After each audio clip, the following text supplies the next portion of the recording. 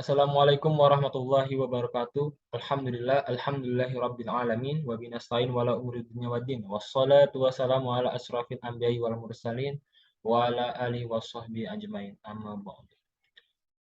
Kali ini saya akan presentasikan yaitu dialektika akal dan alam semesta. Refleksi kisah-kisah generasi awal umat manusia.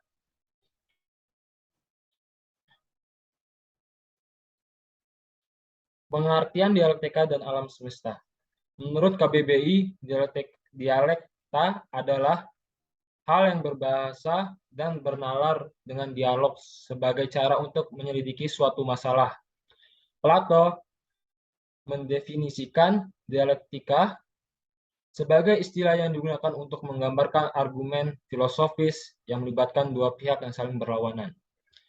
Menurut KBBI, arti alam semesta adalah seluruh alam, yaitu alam semesta merupakan suatu hamparan atau ruangan yang sangat luas, yang tak diketahui atau tak dapat dibayangkan luasnya.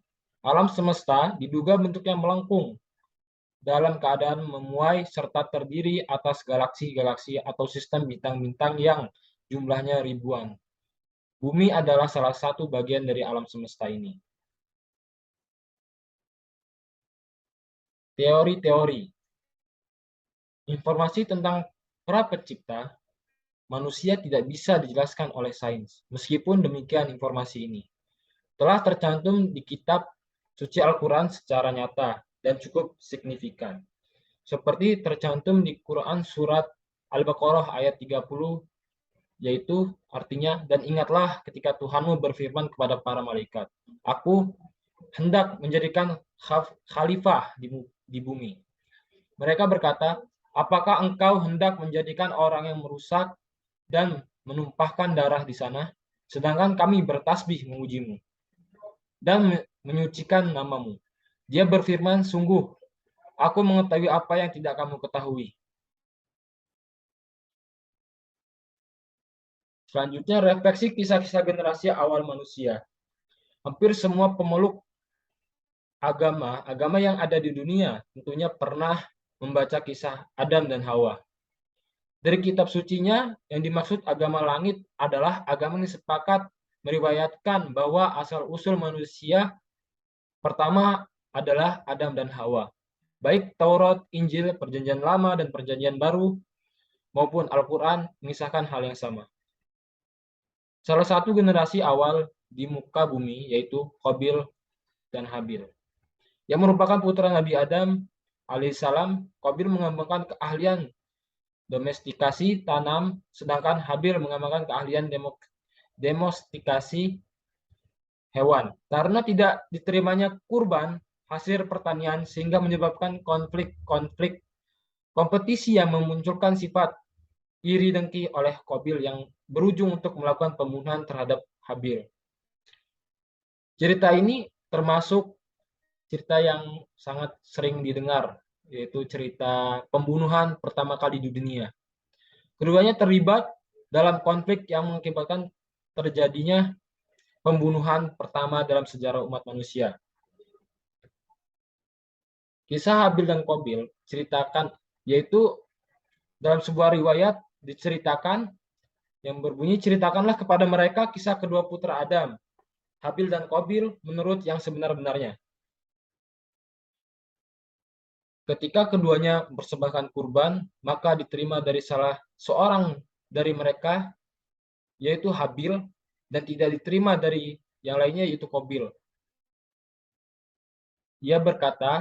Qabil berkata, aku pasti membunuhmu, dan Habil berkata, sesungguhnya Allah hanya menerima kurban dari orang-orang yang beriman. Dari perkataan Habil tersebut, Qabil terjadi sakit hati lah. Jadi terjadinya sifat iri dengki dan mengakibatkan pembunuhan tersebut.